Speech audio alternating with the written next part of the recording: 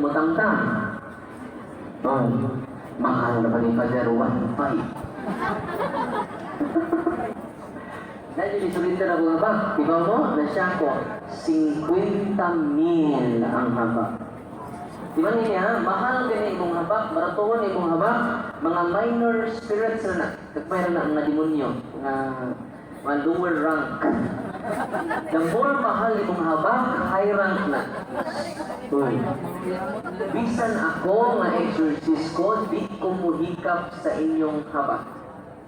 Kung makahikap ng gani ko, mangginaw ko o holy and exercise water. Ingon anak kadelikado ang inyong habak. Nasabta? Dito si Pulog, tulog, upat kasako, o sa kaparokyan, usa kasako ng mga amulets, lanang ang among nakulikta. Upat kasako. Sabi no? Laryo nga itong kaliwatan, di ba niya, kung doon na mo ikapong, ang atong gawong di ka din sa sakramento. Nabunyagan mo. Check. Nakumpirmahan mo. Nangumpisal mo. O, pamaningog ang mo ba? No, managkuwang ninyo. Musimba mo kada Domingo. Check. Huwag na po maningog ang mo ba? Kanang upat. Pagkakilama kung nabitin ka pakasal sa pari. Huwag labot ng handa. Tungod sa handa, wala nung kakahanda. Pinoon,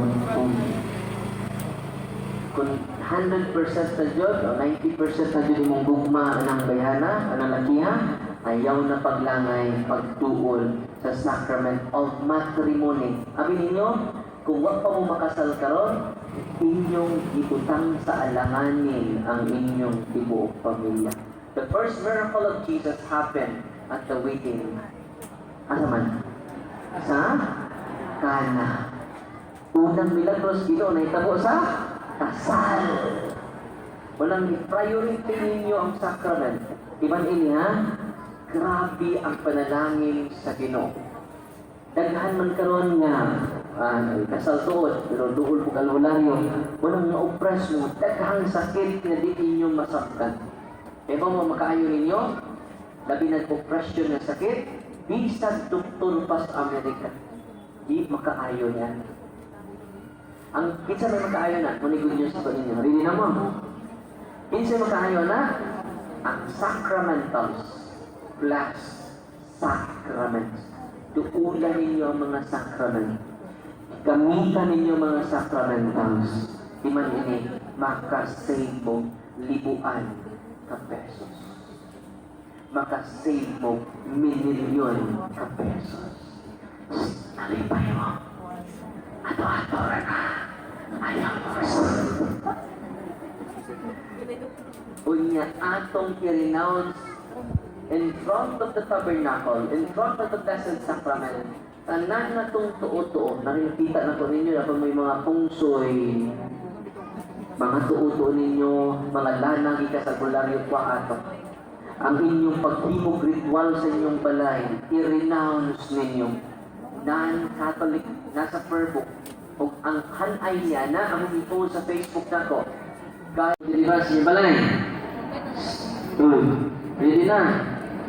O post na sa kakondisyon, kinahanglan ta practicing Catholic. Nahiling mo na ko, Father. Atong usang adlaw na iparang, di sa katindog, may finding sa doktor ang iyang manggawa sa mga insekto sa iyang lawas. Okay? Managitawag parang. Ang kulang, mga sharp objects, magsukad lansang. Doon na may pasyente nagsukad lansang, 21 ka lansang hindi sukad. Numero 5, numero 4, numero 3, numero 2, numero 1. Doon na may pakapi, ang prelanel. 21 ka lansang, 32 ka dagong. Ingananan katak ang dagong ng gawas sa iyang liong. Di na ma-explain sa science. Unless kumutuo ka na nayawa. Di po na maayo sa doktor. Tapos kaayo na ang prayer of deliverance. Pero ang prayer of deliverance ni Father Sikia. Itong naka-avail mo anak, Kada family bisa naa mo, ya kung wa ka mo'y budget, ay mo kagol. Ako intaw ng gipo sa punto per punto staff para may rason na di mo kagamit. Amen? Ya di ba niya? Balik ko na to. Kung excited na mo deliverance, kinahanglan mo ninyong buhaton. Kaya di mo mong tanan ako, Father, nanonood lang. Father, kinsay nagparang ako. Ito itong babae nga ato miyaging mga adlaw dito sa office, i-alsa siya ang tatay. For 12 years, balik-balik yung sakit ng igsoon. Luzon, Visayas, Mindanao, ang iyang tambalan niyang giduulan. O niya, why kayo no sa doktor? Sa atong na doktor, why muna na atong na sila, albularyo.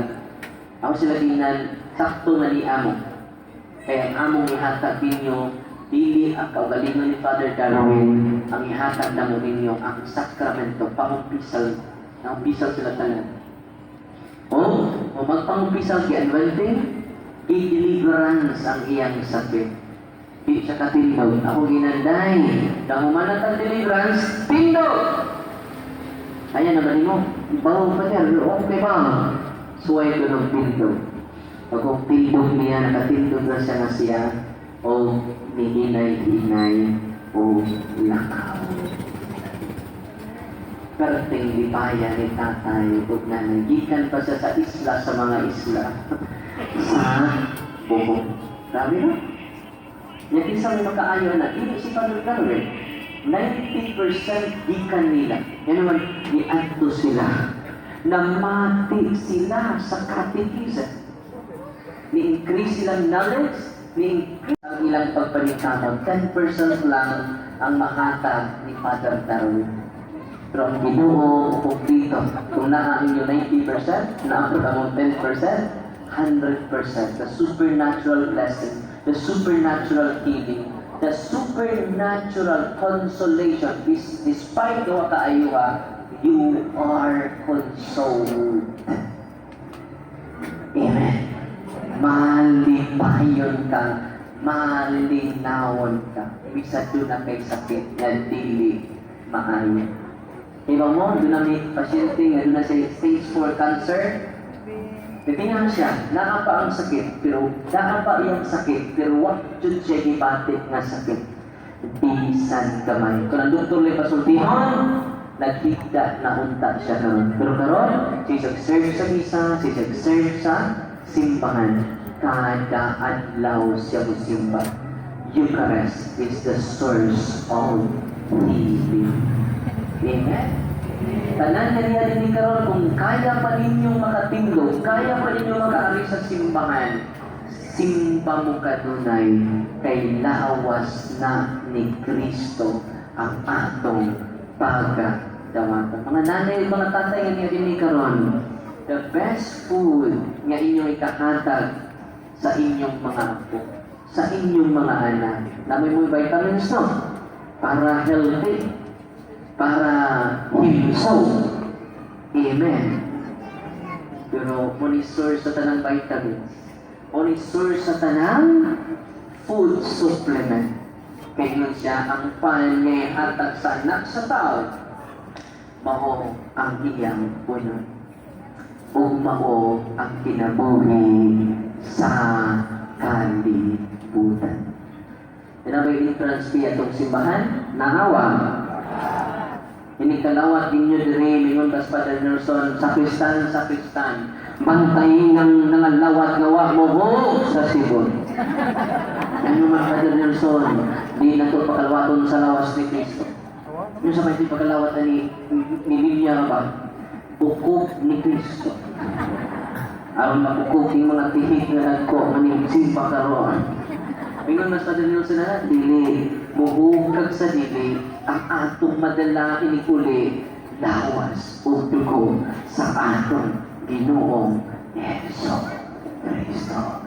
Libre. Pakpakan na to ang atong Ginoo. Kung ikaw, kanunay kamusimba na binatay na Domingo, imong danton ang tibok, imong panay, tibok, imong pamilya, sa